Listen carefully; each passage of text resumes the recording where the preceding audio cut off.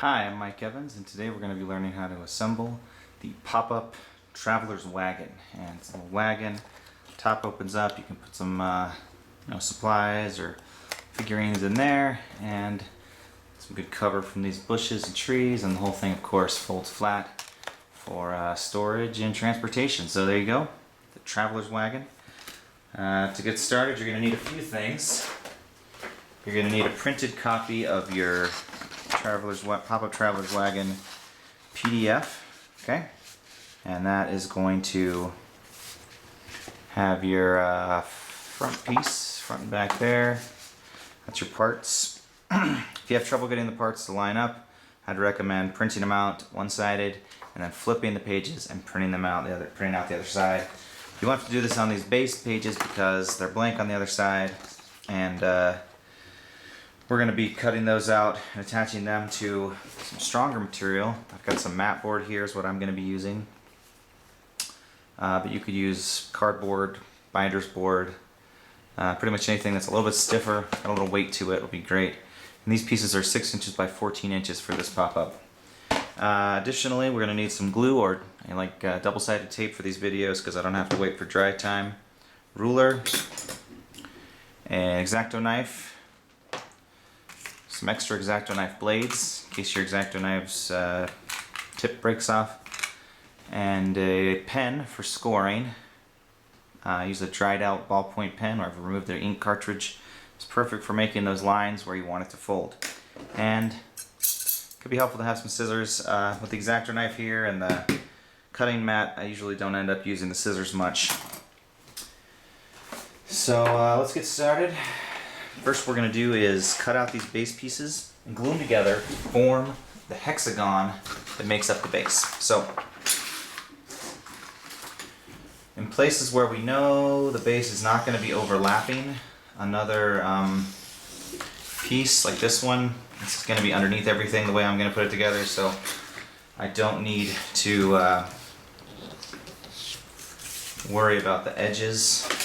A piece like this one, going to be overlapping on two sides, and the edges that are going to be the outer edges, I'm going to leave a little bit of space there. Makes it easier to get the tape on, and I'm going to be trimming everything later anyway, so it'll make that actually a little easier if I leave just that 1/8 of an inch, 1/16 of an inch hanging off the side there. Pay attention to where it says base center line. That is where this pop-up is going to be folding in half. So it's important that you fold it in half that way and not a different way. If you don't fold it in half down the base center line, you can be pretty sure that the whole thing is going to be not popping up. Which is the opposite of what you want out of a pop-up, if you ask me. You know, that's just my opinion. And that's really the beauty of these, is they pop up. You can store like tables and tables worth of terrain in a small bin on your shelves instead of taking up most of your basement with terrain, unless you want to use the same terrain every time, which most people, I think, can get a little bit hungry for variety at times when that's the case. So I'm going to tape the two largest parts of the base together, making sure to line everything up with the corners and along the center line, and not let it stick down too early like I just did. It's alright. Okay. And it looks like I messed that up. Mess something up, it's just paper, just tape. The paper I'm using separates easily across the layers, so if you do that, accidentally get it in a wrong spot, easy enough to fix. Tape it back together.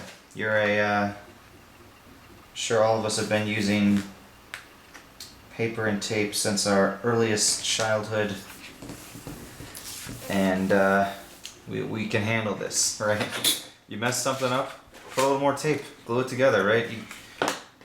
I think that to me is one of the nicest parts about working with paper, is that if you make a mistake, you can just draw over it, right? You can tape another piece of paper on top of it, and most of these pop-ups have quite a bit of extra textured material, say on the back of this piece, that could be cut out, taped over, and it'll look great. So what I'm going to do now is even up these edges on this combination of the smaller pieces, just to make sure that those kind of, if the line there is visible, that it's just going along the same way. It's not going to affect the pop-up really in terms of whether it'll work or not, but just something I like to do if I happen to cut them out so that they're not even. Alright, and now we line up these textures here. Try to keep them as straight as possible.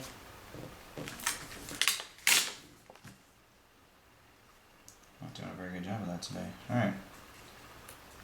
Should see where the stones line up. There's actually something that's a little bit easier to finesse into place with glue, but double-sided tape will still be good. So that's our base hexagon. What we're going to do is remember where that center line was. We're going to score that just to make sure that we get a good fold there.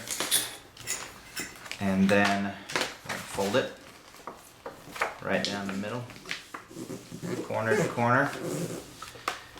And then what we're going to do is put tape all the way around the sides of this piece so that we can tape it onto our stiffer backing material. That's important. And I wouldn't worry too much about putting tape in the middle if you've printed on a thicker cardstock, which is what the instructions say to do.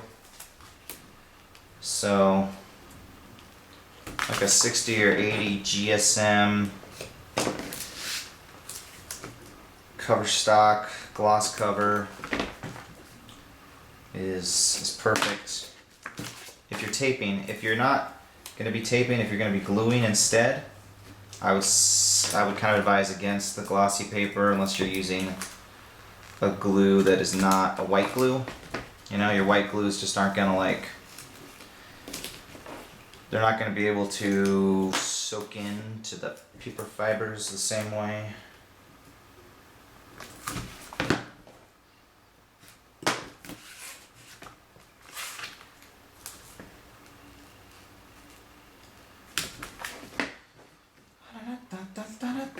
Alright, so that is that's the tape right there. Put a little more tape closer to this edge. I didn't tape quite close enough. Just make sure everything that needs tape gets tape. You know. Save that tape for later, you know. You might need it. So what we're gonna do now is take all the backing, all the you know, wax paper backing or whatever off this tape. Get it ready to stick a piece of mat board onto. Just make sure that holds it on. I apologize if you guys hear some banging and construction noises in the background. There's some construction going on across the street. And okay, so if you have one side of your paper that has like a weird texture on it, like I do from this old mat board, that's the perfect side to cover up with your texture. And I like to put actually swap that. Put one piece of backing material on top of the other piece, and then slide it over to hit the base. What that does is it ensures that there is a slight space in between your two pieces of backing,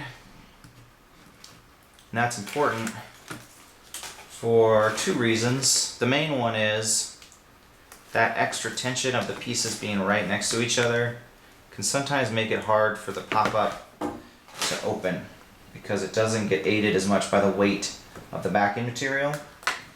And if it's been sitting, if it's been sitting closed for a while, when you open it, I found it takes sometimes 15 or 20 minutes before it lays flat on the table, which isn't ideal. But if what you've done is left a gap there, then the full weight of the backing material can help pull it down where you want it to be. So I'm going to trim off the excess. I'll do that with this long arm paper cutter here. Here we go. Make sure that you're lined up properly before you start cutting. Measure twice, cut once, as they say.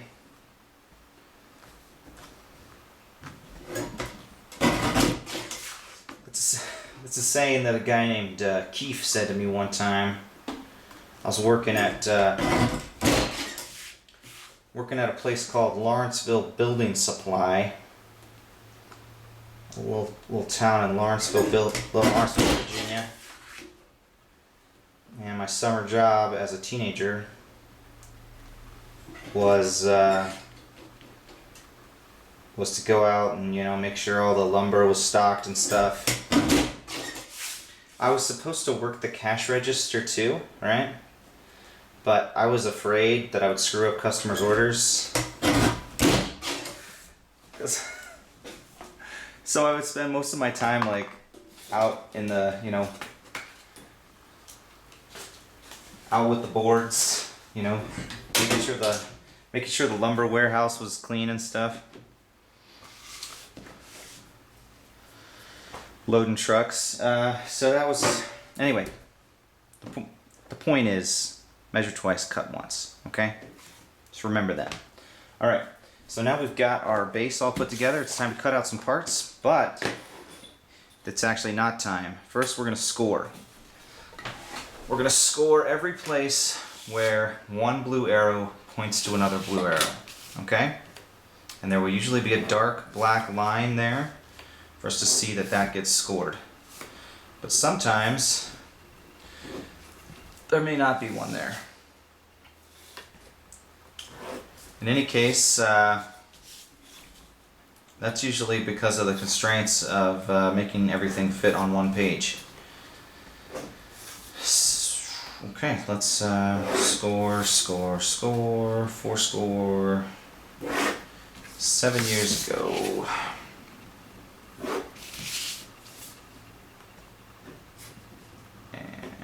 Score along each of those lines, and I think, oh, there's one. Missed that one. I got that one, that one, got those three. So, it's okay if you wait till later to score, but if you try to score after you've cut out the part, it's a little bit harder to know which lines need to be scored and which ones don't. So, that's all. Alright, so we're going to start with part number 1. And we're going to go through numerically putting each part into place. Part number 1 is going to form the basis of this traveler wagon.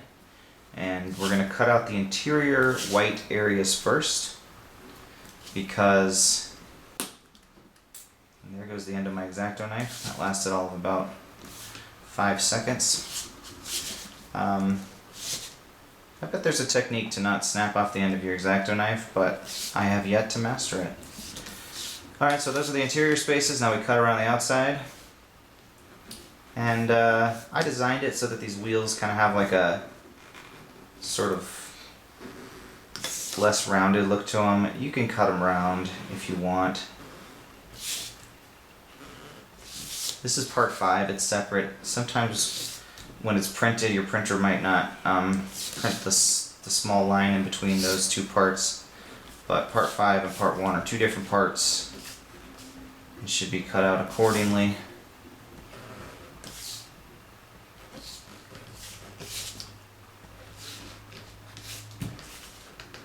Okey-doke.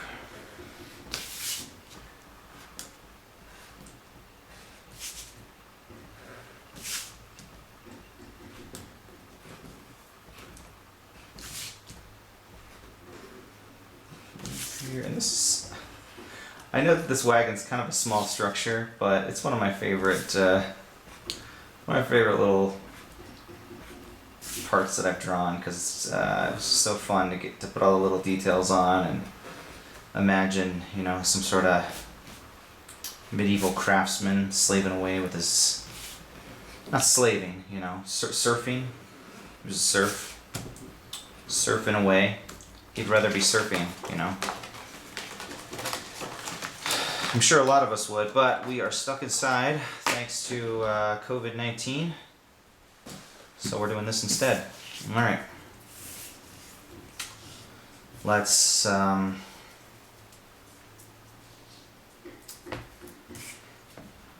to the base first. That's a pretty standard way of doing it. Even though it comes around and connects to itself, we can glue it to the base first, and the order really isn't that important. It's not going to be too hard to do either one after the other one. Which is true, I think, for a lot of the parts in this pop-up. There's not a whole lot that needs to be done in a specific order. Although, the parts that go inside the wagon, it's a small thing, you know, it's a small, small space, so you're gonna have to get in there and look at the glue spots, make sure they get glued down. Ah, come on, tape. I cut my fingernails, and it's so hard to do this, but I can't just let my fingernails keep growing. They look gross and weird, you know. Gotta keep them trimmed, even if it makes these videos take like an extra 5 minutes trying to get stuff off. Alright, so we can attach one to one right now. So we're going to go ahead and do that. And what that's going to do is wrap this this piece into a rectangle and make it so that this wagon pops up. So that should work right now as a pop-up, and that piece is kind of is gonna do all the work of pulling this wagon into place. Next part is part number 2.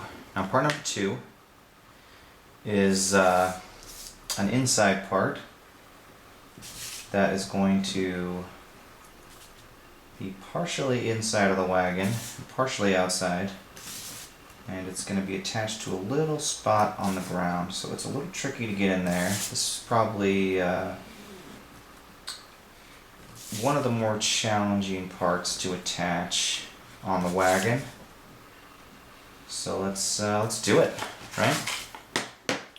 Now what we've got here is this is where 2 to B attaches, okay? The shapes of those will match up, and then this is going to fold here and there.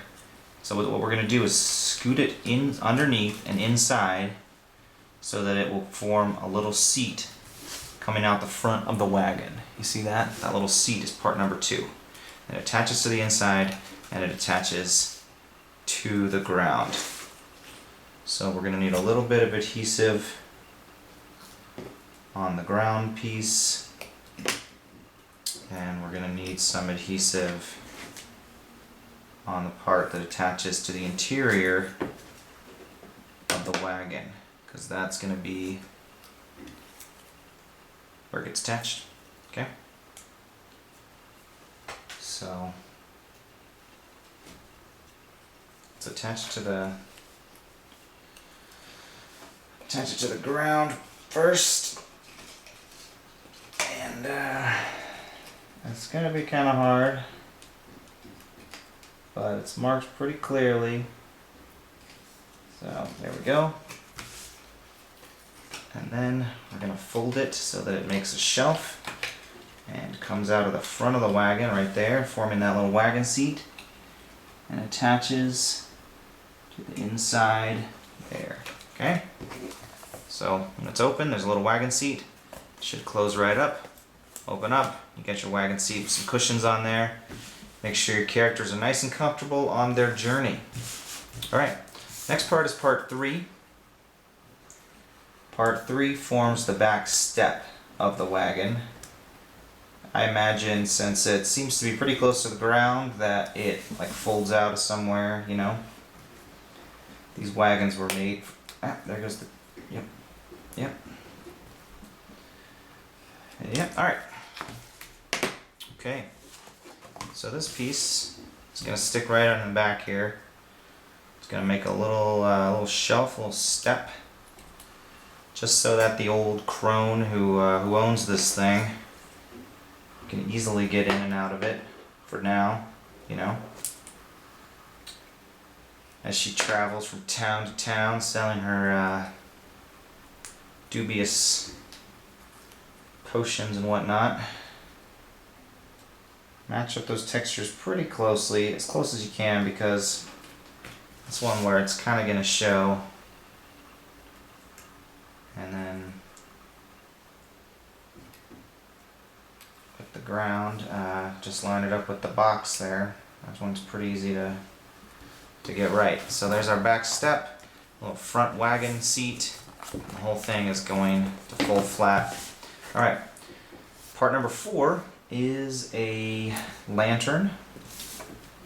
That's going to be hanging off the back of this wagon. Gotta have a lantern. Those roads at night are dangerous, especially with all the, you know, giant insects and like semi-intelligent wolves out there. You're gonna need to be able to see your way and hopefully use your lantern to stay out of trouble out there. Okay, so you find the place where that goes on, right by the door again, and line up the textures. And there you go, a little side lantern there. Alright, so parts 6 and 7 are also decoration parts, but what they're going to do is make the seat up front feel a little bit more believable. Right now it's sort of just this two-dimensional plane shooting out from the front, and what we want to do is add these on, and they're going to look like some wagon support struts, wagon seat, because not everybody riding up front is like the skinny old lady who owns this thing, you know. Maybe the guy who drives it, sort of a paunchy middle-aged half-orc, you know, which sounds like a fantastic character. Let's see what I can do. See if I can make one of those.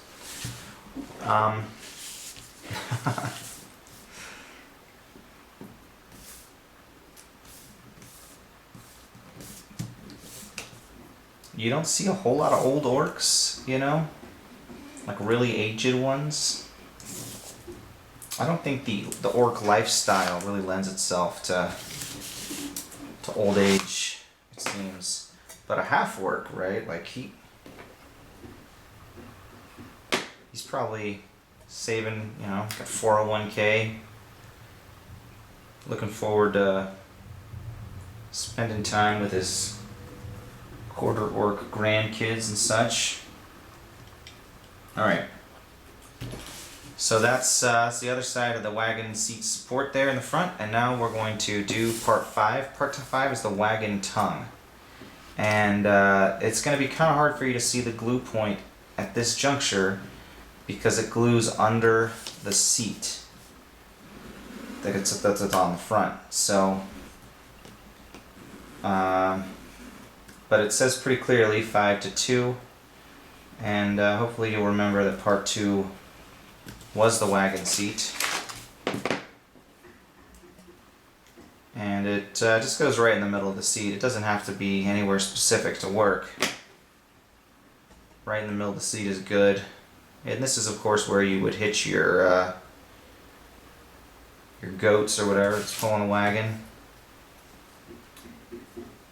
Okay, so that just goes right on the front there. No, it's not a religious signal. It's a wagon tongue. Although, you know, if the vampires were to see it, maybe you could ward them off. I don't know. I feel like vampires have shying away from religious symbols, so it might not work. So while we're working on the wagon, I'm going to go ahead and do tab 1 and tab 2. if you did the trees first, it doesn't matter. The order, this point, these parts aren't really going to interact that much with each other. The trees have their own mechanism for popping up that's separate. So we've got part 1, we got T1 and T2. They both attach to part 1, and what they do is hold the tabs in place, because I don't know if I needed to say because there. They just hold them in place. Whatever. Just take my word for it. Alright. We're going to want to cut out these interior slots first, because if we wait, it'll be harder. We're dealing with like 1/4 inch thickness, 1/4 inch width of paper here on the sides, and that's just not, it's not something I want to mess around with too much. You never know when you might rip through. But I think you can see that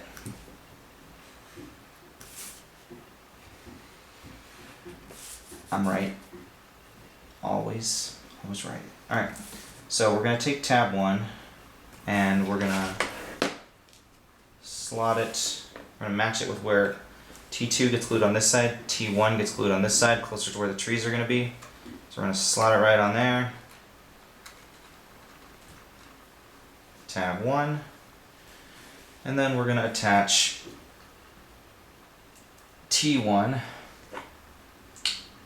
with some adhesive to its spots to which it must adhere. And I'm going to have trouble pulling off the backing material once again. Okay, so let's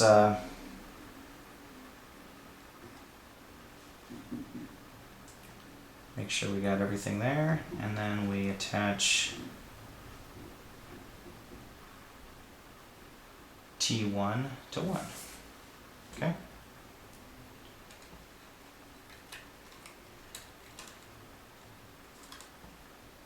There we go. Yep. Just line up the stuff and put it on. There we go. Alright. We're going to do the same thing with tab 2 and T2.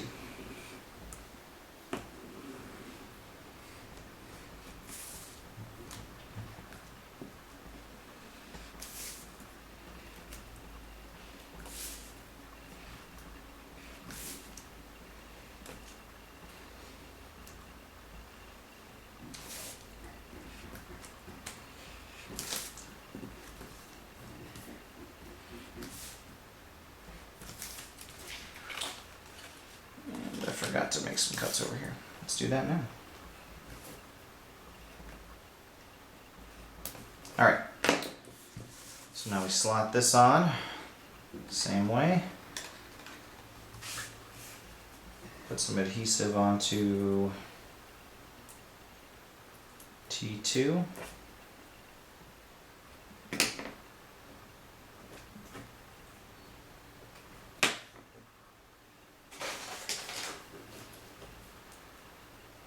And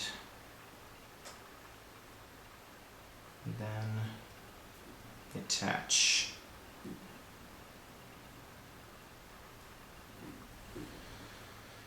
To the spots where it needs to be glued.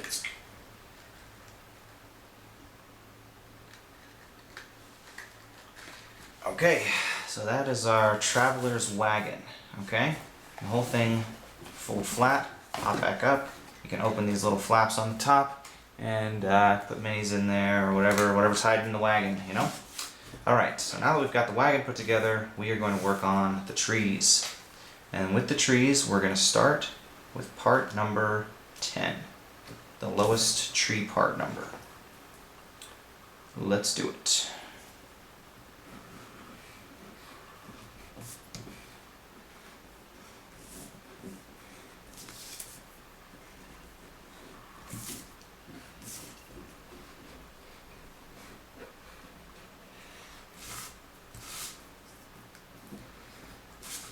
And with the trees, like if you wanted to, if you were the type that wanted to cut out the individual leaves, you could do that. I was once that way. that was before I assembled 10 versions of our forest pop-up and decided that this way is just as good for me. I can live with this. But if you want to cut out every leaf, you can go in a little further with your X-Acto knife and cut around the edges of each of the leaves. I won't stop you, you know. I will tell you that it will lead to temporary insanity. But I guess if you're the type that wants to cut out all those leaves, you're probably already kind of dealing with that now, you know. So just run with it, I guess.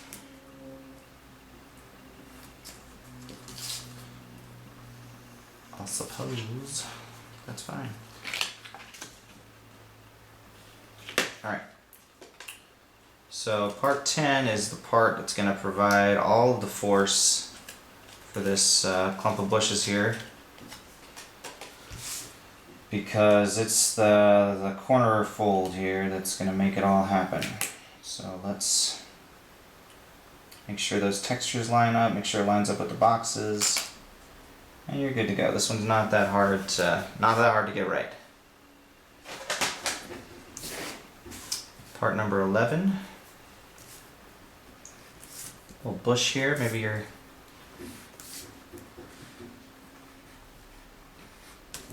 party has been hired to take a closer look at this wagon. Something suspicious about it. Maybe the owner hasn't been seen in a few days.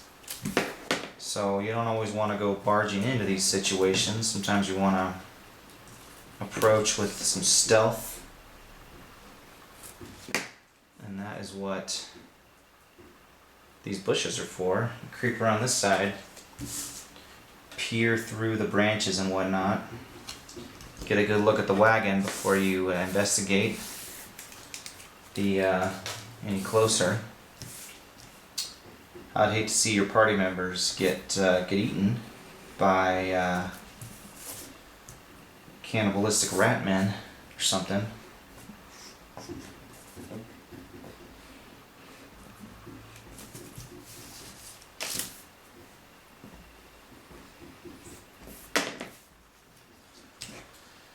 And now we're doing part number 12. It's a bigger bush, so if your character's I don't know. On a 28mm scale, your character would have to be like 12, 13 feet tall to need a bush of this size, but that could be the case, you know. Some sort of half ogre or something. Half giant grop situation, you know.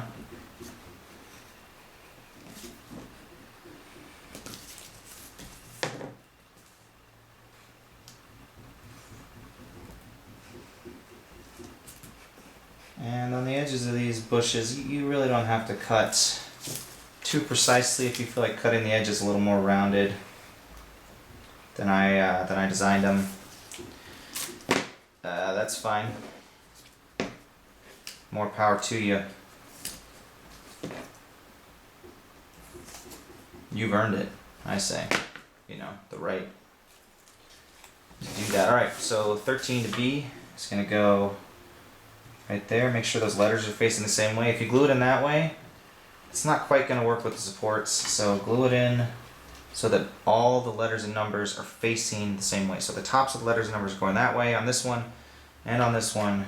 And so that is the way we are going to glue it in. And by glue, in this case, I mean tape. Alright. So then these last three pieces here are going to be our supports. So right now, when we fold this whole thing down, it'll fold down alright, but these other trees eventually will not come back up. They'll come back up now because they're not used to being folded yet. But after you've stored them folded for a few days, they will not pop up automatically, which is why we have these little support struts in there to make sure that part 10 can lift them into place.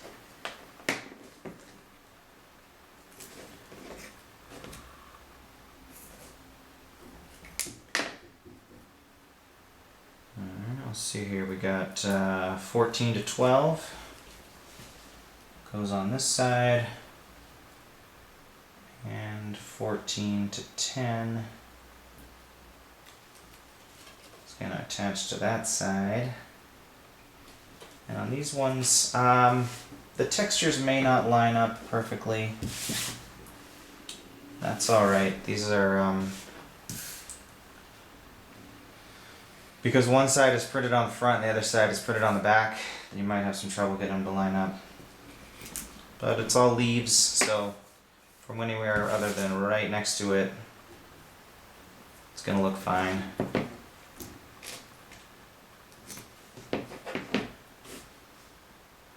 Even right next to it, you know, looks okay.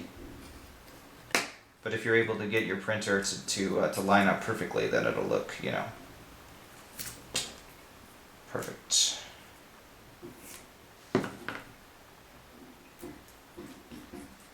Okay, so this piece is 15 to 11. And this part is 15 to 10.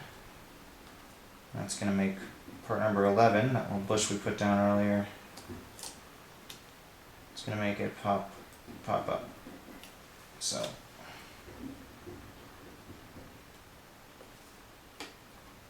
attach that there. And our very last piece is part number 16.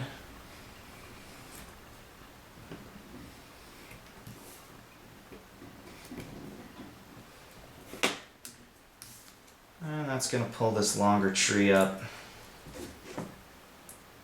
It's also going to help it lay flat. Without this, that piece kind of tends just to wander when you fold the pop-up flat. And we want to make sure that it gets pulled right into its resting spot. So we got 16 to 13 here on this side, and we attach 16 to 10 right here on the other side.